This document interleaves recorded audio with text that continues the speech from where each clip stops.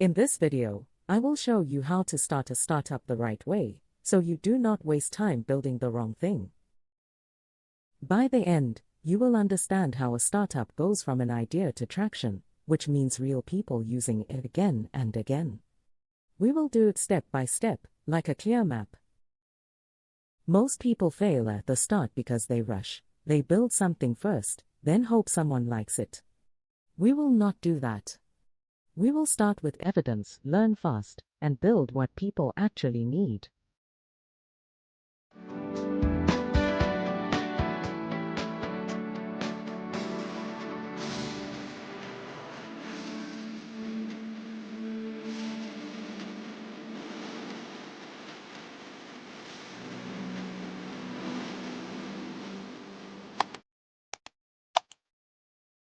At Entrepreneurs.ng, we make business easy for entrepreneurs, aspiring entrepreneurs, and the brands that serve them. Do you want to start right? We help you register your business with CAC quickly. Reach out at contact@redalia.com.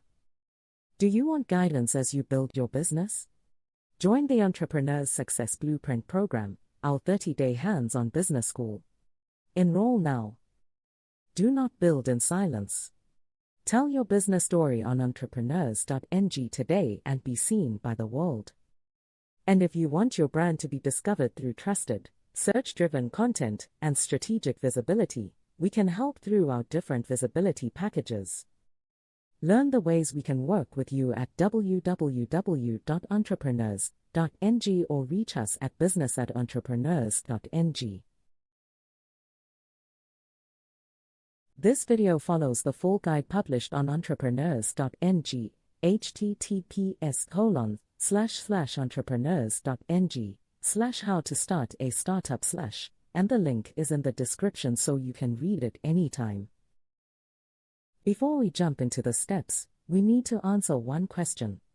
What makes a startup a startup? Many people say startup when what they really mean is business. This difference matters because it changes how you think. It changes what you build. It changes how you measure progress. If you mix them up, you can work very hard and still not get the result you want. A startup is built for growth, not stability. Growth is not something you dream about later. It is part of the plan from day one. When I check if something is truly a startup, I look for one thing. Can it grow without needing the founder to work more hours for every new customer? If every customer means more manual work, growth becomes heavy and slow. A business that relies on the founder's personal time can make money. It can even be very successful. But it is not structured like a startup. Startups are built around systems, products, or platforms. The idea is simple.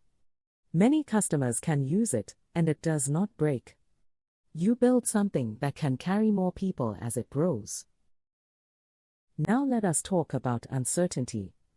When you start a startup, you are not following a proven recipe like baking a cake.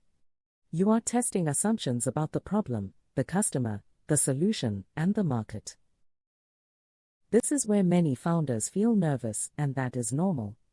Uncertainty is not a sign you are doing it wrong. It is a sign you are early. This is also why some founders choose guidance at this stage, not to be carried, but to avoid blind spots while they learn fast. Because you do not know everything yet, startups prioritize learning speed over perfection. You make decisions with incomplete information. You move, you watch, you adjust. That is also why early flexibility matters more than rigid planning. You want a plan, yes. But you also want room to change when the evidence tells you to change. A startup is not held together by hustle alone. It aims for repeatability. That means you can consistently get customers, deliver value, and make revenue in a way you can repeat again and again. Repeatability is what makes growth compound. If every new customer feels like starting from zero, you do not have a system. You have stress. This is why startups care about processes, funnels, and systems early. Even when the company is still small, the founder is already thinking, how do we make this easier to repeat? Startup versus small business. Let us make this super clear with a simple picture in your mind. A startup is usually chasing rapid, scalable growth. A small business is usually chasing steady profit. A startup accepts higher risk. A small business tries to manage risk. A startup grows with a model that can scale. A small business often grows in a linear way, sometimes with more manual effort. A startup often uses external funding at some point. A small business is often self-funded. A startup focuses on speed and learning. A small business focuses on stability and optimization. Both paths are valid. The problem starts when someone builds a small business but expects startup outcomes. So if you want startup results, growth, scalability, and repeatability must guide your choices from the beginning. How to start a startup step by step in the right order. Now that you understand what a startup really is, the next challenge is execution. Most early failures happen because founders skip steps or do steps in the wrong order. This sequence follows how strong startups are built. We start with the problem, not the product. That one idea can save you months of wasted effort. Step 1. Pick a painful problem and a specific audience. Every strong startup begins with a problem that genuinely matters to a defined group of people. Vague problems lead to vague products. And vague products struggle to gain traction. If your problem sounds like everyone has it a little bit, it usually means nobody feels it strongly enough to pay. A painful problem has 3 signs. 1. It happens often. 2. It has real consequences when ignored. 3. People already spend time or money trying to solve it. If those signs are missing, growth becomes an uphill battle. Because you are trying to convince people to care. A good startup does not beg people to care. It solves something they already care about. Now the audience part matters just as much. Startups do not win by serving everyone at the beginning. They win by serving a narrow group extremely well, then expanding later. Step 2. Validate the problem with real people. Before building anything, you need evidence that the problem is real and worth solving. Validation here is about listening, not selling. Your job is not to convince people. Your job is to understand what they already do today, and what hurts about it.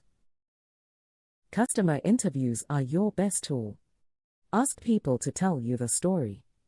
When does the problem show up? What triggers it? What do they do now? What breaks? What disappoints them? The goal is clarity, not compliments. Strong validation sounds like repeated stories, not polite interest. If many people describe the same frustration in similar language, you have a strong signal. And if people cannot explain the problem clearly, or they do not care enough to talk about it, that is useful feedback too. It saves you time later. Step 3. Confirm the market is big enough and reachable. A good problem is not enough. There must be a viable market behind it. Market size answers, if this works, can it become meaningfully large? Market reach answers, can you actually access these customers early on? Many founders chase size and ignore reach. But a smaller market you can reach beats a massive market you cannot reach. Because if you cannot reach them, you cannot learn, and you cannot grow. At this stage, you want a market that is focused, accessible, and underserved. You also want urgency, meaning they need a solution soon, not someday. Step 4. Define your value proposition in one clear sentence. Before features, before design, before pricing details, you must explain why your startup should exist. A value proposition answers 3 things. Who it is for, what problem it solves, why it is better than the alternatives. If you cannot say it clearly, customers will not understand it either. And if customers do not understand, they do not try. If they do not try, you cannot learn. A strong value proposition focuses on outcomes, not a list of features. It describes the change, the result, the relief, not just the tool. Step 5. Choose a startup business model you can execute. A business model explains how value is created, delivered, and captured. It is not just something for a pitch deck. It shapes pricing, distribution, and growth. At the beginning, the best model is usually the one you can test quickly with limited resources, because complexity slows learning. Your goal is not perfection here.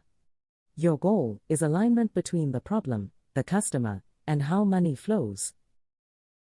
Step 6. Decide pricing early, even if it is a hypothesis. Many founders delay pricing because they fear being wrong. But not pricing early creates confusion. Pricing helps you understand who your real customer is. It reveals who feels the pain strongly enough to pay and who does not. When setting an early price, look at what the problem cost them today. Think about time, money, and missed opportunities. Also ask who controls the budget and what alternatives already cost. You might use a flat subscription if value is predictable. Tiered pricing for different customer sizes. Pay per use if value is irregular. Pilot pricing for early B2B validation. Remember, pricing at this stage is a learning tool.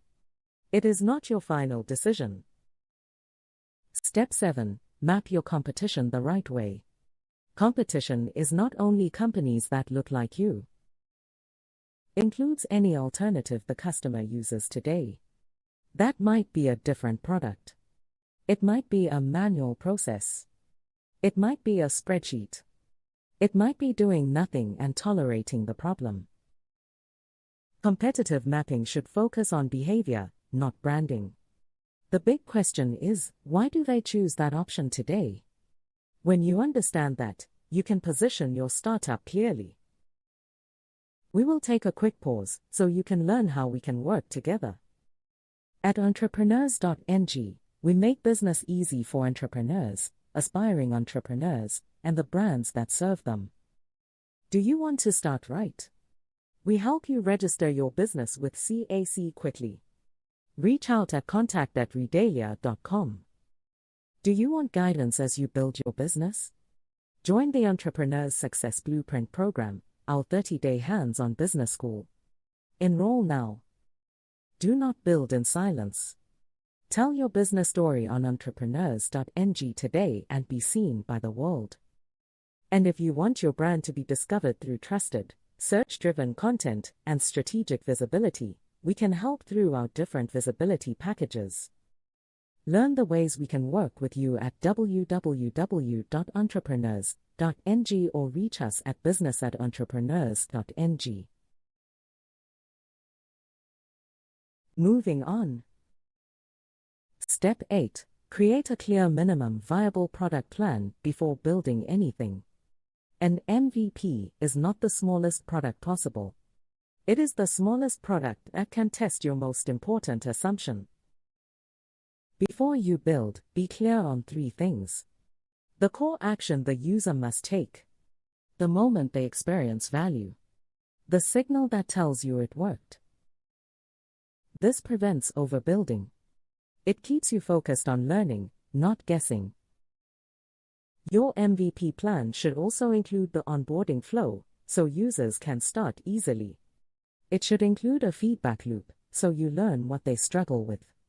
And it should include a success metric, so you know if value was delivered. Step 9. Build the MVP with speed and focus. With a clear plan, your priority is execution speed. The goal is learning, not elegance. Every extra feature delays feedback and increases risk. So choose the build approach that gets the product into users' hands quickly. That might be no-code tools for simple workflows and fast testing. It might be a custom build if the core advantage is technical. It might be manual support behind the scenes to learn faster. Or a hybrid approach to balance speed and control. Users must experience the core value, and you must be able to observe and learn from their response. Step 10. Launch to a small group and observe behavior. Early launches should be controlled and intentional. A small group lets you watch closely. Where do they get stuck? What do they enjoy? What do they ignore? What do they try to do next? This stage is not about big growth. It is about understanding real usage. Conversations matter more than dashboards right now. Look for signals like how easily users get started, whether they return without reminders, where they ask for help, and what they try to do after the first win. These insights tell you what to improve and what to ignore. This is how you build wisely. Step 11. Acquire your first customers through one primary distribution channel. Many startups struggle because they try too many channels at once. Focus creates momentum. Choose one channel that matches where your target users already are. That could be direct outreach for B2B and high-value customers. It could be communities for niche products. It could be partnerships with complementary products. It could be content and search for long-term demand capture. The right channel is one you can repeat. You want repeated access to similar users, so learning turns into traction. Step 12. Measure traction using a small set of meaningful metrics. Metrics help you know if you are moving forward or just moving around. The mistake many founders make is tracking too much, too early. That creates noise. And noise makes decisions harder. At this stage, focus on activation. That means, do users reach their first value? Focus on retention. That means, do they come back because it is useful? Focus on revenue or intent. That means, do they pay or commit? And track drop-off points, so you know where users struggle. Vanity metrics can look exciting, but they do not always tell the truth. The truth is in behavior. Do they use it? Do they return? Do they improve? Step 13. Set up startup essentials for long-term operation. Once you see early traction, structure matters. This is not bureaucracy for fun. It is protection and clarity. It stops small problems from becoming expensive problems. You need clear ownership and entity setup.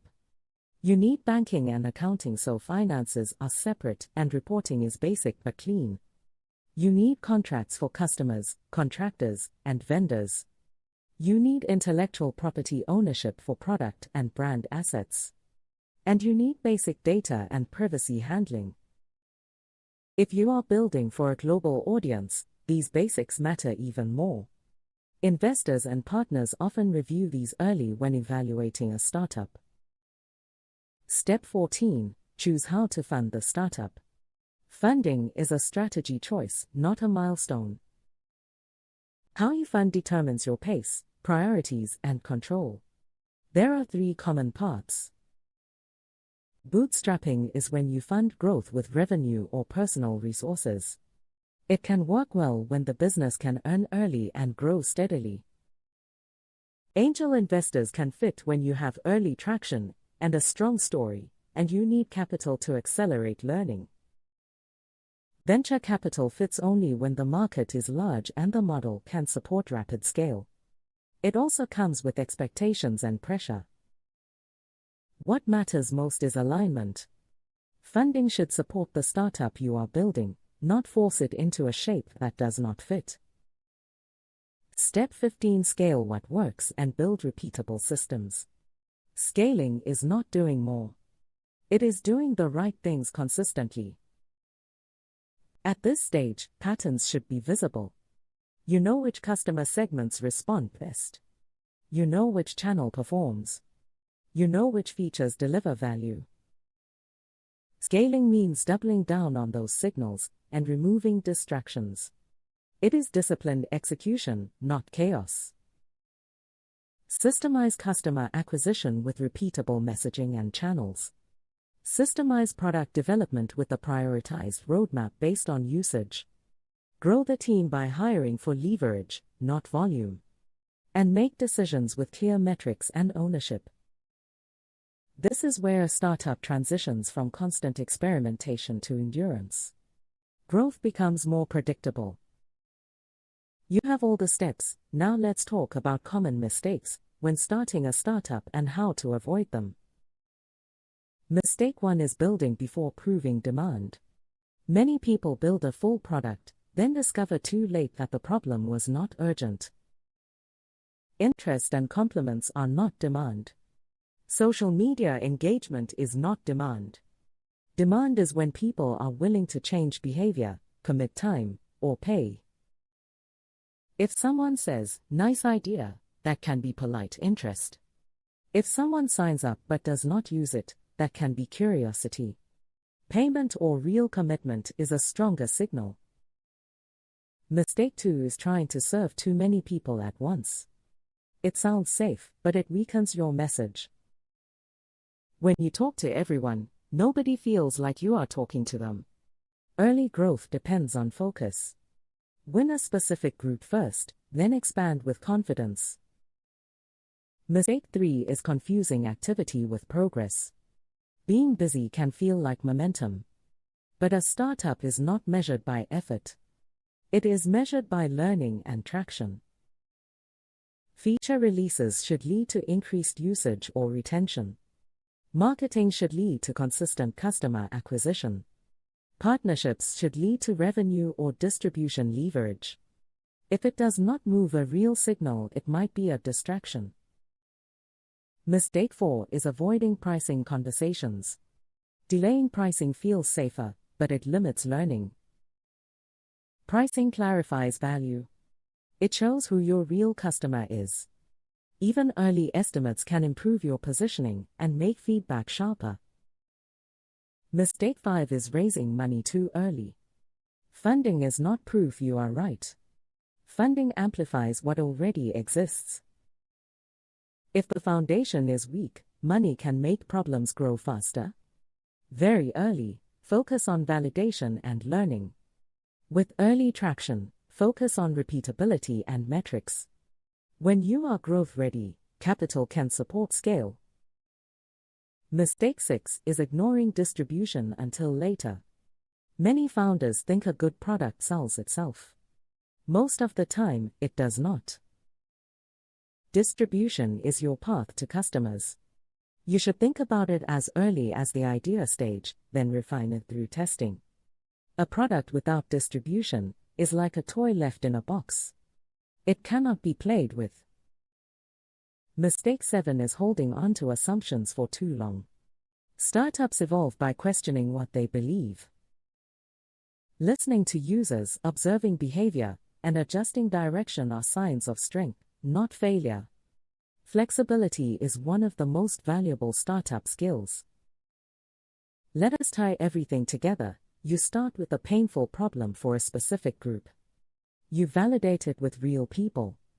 You confirm the market is reachable. You define your value proposition in one clear sentence. Then you choose a business model you can execute. You decide early pricing as a hypothesis. You map competition based on behavior. You plan your MVP with clear learning goals. You build quickly and launch small. You observe behavior, not just opinions. You choose one channel to get first customers. You track meaningful metrics like activation and retention. Then you put essentials in place so the business is protected. After that, you decide funding based on alignment. And when patterns are clear, you scale what works with systems. That is the order. That is the map. If you want the written guide you can return to anytime, read on Entrepreneurs.ng. https://entrepreneurs.ng/how to start a startup/. It is linked in the description. At Entrepreneurs.ng, we make business easy for entrepreneurs, aspiring entrepreneurs, and the brands that serve them. Do you want to start right? We help you register your business with CAC quickly. Reach out at contact@redalia.com. Do you want guidance as you build your business?